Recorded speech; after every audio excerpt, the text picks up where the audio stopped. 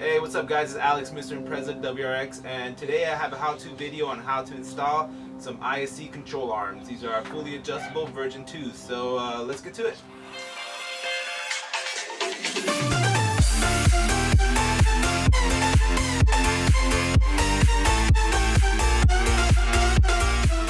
Here are the basic tools that you'll be needing. It is a ratchet, a 14 and 17 millimeter wrench, 14 and 17 millimeter socket, as well as 10 and 8 millimeter Allen wrench socket key, and a 19 millimeter socket.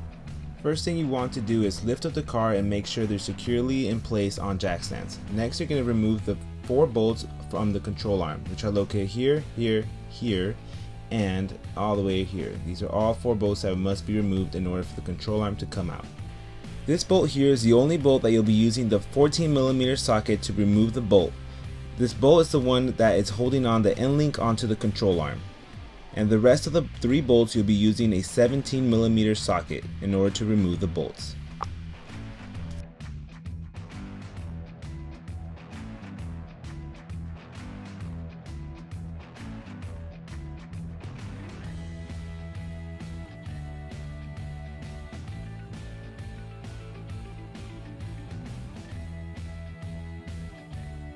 Once all the nuts are removed, you will then take out the bolts. I found it easy if you lift up the rotor while pulling out the bolts. Here we have the ISC control arm. You will be using one of the OEM bolts, which is the most inner bolt that is connected to the car. ISC also provides 3 new bolts that we'll be using to install the new control arm.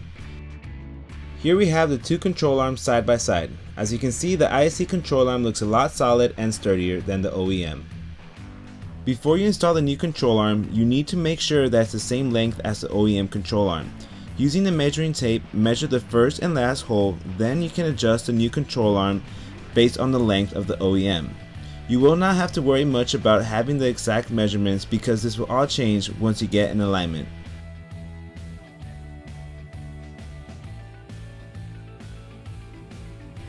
Once you have the right length, in order to lock it in place, you are going to bring this nut down and tighten it down to the control arm.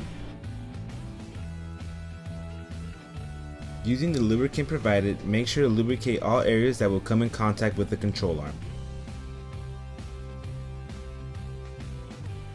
Install the control arm here first by using the OEM bolt and nut.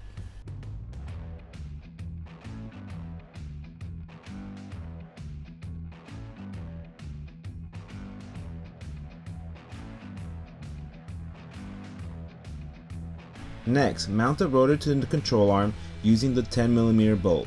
Insert the bolt with a washer, then on the other side you will use the 2 washers and the nut.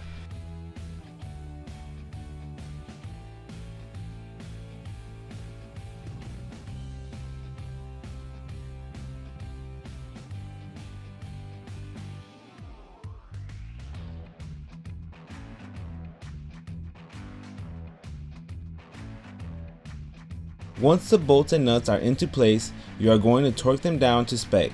Here you'll be using a 17 millimeter socket and a 17 millimeter wrench to hold the bolt in place, while tightening the other side with a ratchet. You'll be following the same steps for the next 2 bolts, except for now you'll be using the 10 millimeter Allen key and the 19 millimeter wrench to hold down the back bolt into place. For this last bolt here, you'll be using the 8 millimeter Allen wrench key. Double check everything is bolted down and checks out fine. Using these adjustable arms, it allows you to obtain correct camber settings and in return a functional alignment and stance. I recommend these control arms for anyone that is lowering their car or is looking into lowering their car. One last thing, please make sure to get an alignment as soon as possible. I hope you guys find this video helpful, and for more videos like this, make sure to subscribe to my channel. Thanks for watching, guys.